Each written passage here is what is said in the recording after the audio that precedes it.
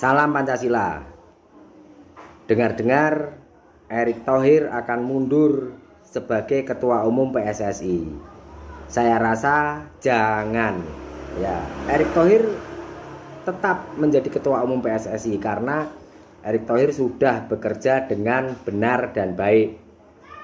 Ini persoalannya sebetulnya ada di pelatih, yaitu Sintayong. Ya, Erick Thohir sudah mengumpulkan materi pemain yang berkualitas sesuai dengan kebutuhan Sintayong. Hanya saja Sintayongnya yang seringkali salah meracik susunan pemain, juga salah menerapkan strategi.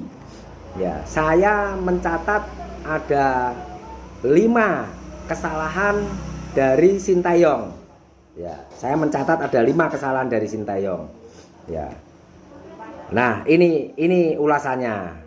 Ya, jadi kalau mau diganti ya ganti Sintayongnya aja. Yang pertama adalah ketika timnas Indonesia melawan Arab Saudi. Ya, di kandang Arab Saudi yang waktu itu timnas Indonesia sudah memimpin 1-0. Ya. Nah, karena Sintayong ingin memaksakan poin dengan selisih gol lebih, maka Sintayong lupa untuk mempertahankan kemenangannya. Maka akhirnya dibalas oleh Arab Saudi menjadi 1-1. Ya, seharusnya Sintayong sadar bahwa timnas Indonesia ini baru kali ini berkiprah sampai ke babak ketiga kualifikasi zona Asia.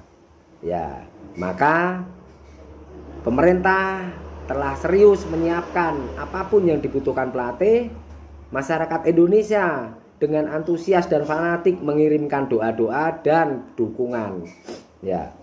Nah, itu kesalahan pertama tadi adalah Sintayong tidak berhasil mempertahankan kemenangan 1-0 di kandang Arab Saudi.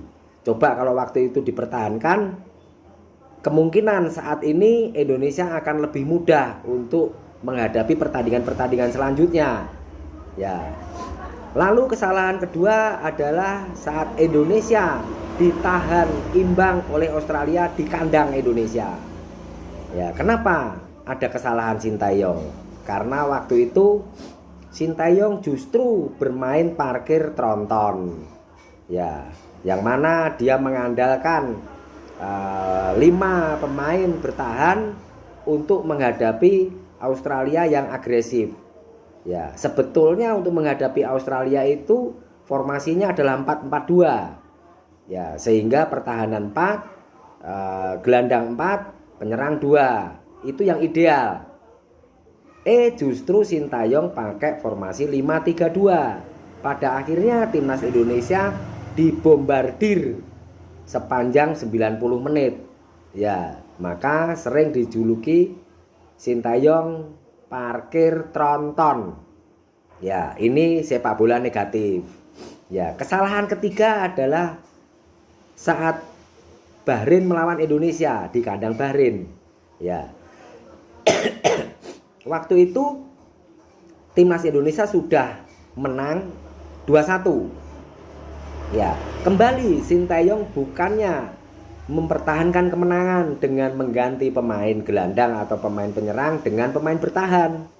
Ya, malah Sintayong ini malah menambah pemain gedoran, pemain penyerang. Ya, akhirnya jadi kebales. Ya, 2-2 walaupun terjadi polemik karena perpanjangan waktu yang berlebihan oleh wasit waktu itu. Tapi kalau misalnya pertahanan kita kuat kan tetap menang 2-1. Ya, bener gak? Ya, akhirnya beberapa poin tadi lewat. Ya, hilang. Ya, lalu kesalahan keempat adalah waktu Cina melawan Indonesia. Ini kesalahan fatal. Ya, yang seharusnya timnas Indonesia dengan materi pemain saat ini bisa mengalahkan Cina di kandang Cina. Karena tanggal 6 bulan 6 ya Thailand bisa menahan imbang Cina di kandang Cina 1-1. Padahal pemain-pemain Thailand ini ya tidak seperti pemain Indonesia yang naturalisasi. Ya. Ya. Nah, lalu kesalahan dia juga termasuk memberikan kepercayaan kepada Asnawi Mangkualam untuk menjadi kapten. Nah, ini blunder. Ya, Asnawi itu anak kecil, anak kemarin sore, belum pengalaman menjadi kapten. Dikasih jabatan kapten, ya akhirnya jadi kalah melawan Cina 2-1. Ya, yang terakhir Indonesia melawan Jepang. Ya, saat Indonesia melawan Jepang justru Sinteyong lagi-lagi dia melakukan manuver atau percobaan. Ya, dia mencoba mengimbangi permainan Jepang dengan hanya memasang 3 pemain bertahan. Ya, yaitu J.Itses, Rizky Ridho, dan Justin Hubner. Ya, jadi dia pakai formasi 3-5-2. Ya, yang seharusnya dibalik 5-3-2. Kenapa? Karena posisi atau status atau tingkat permainan timnas Indonesia jauh di bawah Jepang. Lawan Australia aja Sinteyong parkir tronton, kok lawan Jepang justru dia terbuka. Ya akhirnya dibombardirlah 4 gol tanpa balas. Ya sampai-sampai Justin Hubner aja melakukan gol bunuh diri. Nah ya, jadi sebetulnya yang benar itu ketika melawan Jepang itu Sinteyong memasang 5 pemain bertahan karena untuk meraih poin, yang penting tidak kehilangan poin. Menahan imbang Jepang itu adalah sebuah prestasi. Ya, misalnya di bertahan itu dipasang J.Itses, Justin Hubner, Jordi Amat, ya, Rizky Ridho, dan Asnawi Mangkualam atau Pratama Arhan. Ya, jadi Pratama atau Asnawi ini bisa membantu penyerangan, tapi juga utamanya menjadi pelapis back. Kan seperti itu harusnya. Ya, makanya saya menyarankan kepada Erick Thohir agar segera memecat Sinteyong aja, karena kalau didiam-diamkan nanti akan semakin parah. Ya, mungkin ujian terakhirnya nanti saat melawan Arab Saudi. Kalau tidak mendapatkan poin, draw aja, langsung ganti aja. Ya, karena ya Sinteyong ini memang suka cengar-cengir, kelihatan banget gak serius gitu. Suka main-main, suka percobaan-percobaan. Ya, masa timnas Indonesia dijadikan kelinci percobaan strateginya dia? Ya, ini nggak benar. Dan ini harus disadarkan.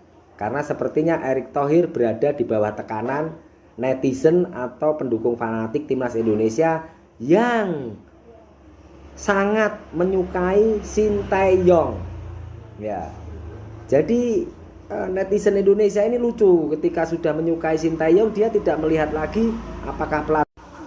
Jadi kalau ada apa-apa ya Sinteyong itu dibelain terus, sehingga Sinteyong nggak merasa beban dan bertanggung jawab terhadap prestasi timnas Indonesia. Begitu kira-kira ya.